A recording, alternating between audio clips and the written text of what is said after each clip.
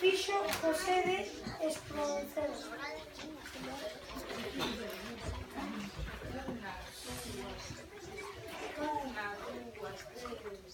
Con 100 cañones por banda, viento en popa toda vela, no sube al mar sino vuela un velero bergantín.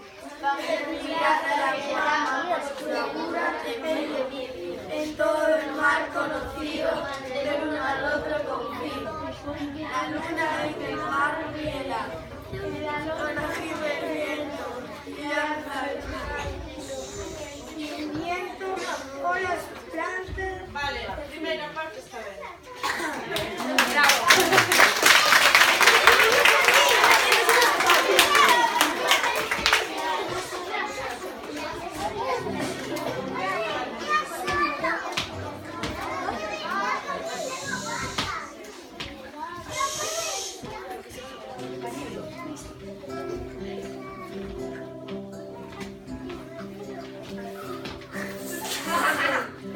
Adiós ríos, adiós pontes, adiós regatos pequenos, adiós vista dos meus ollos, non sei cando nos veremos.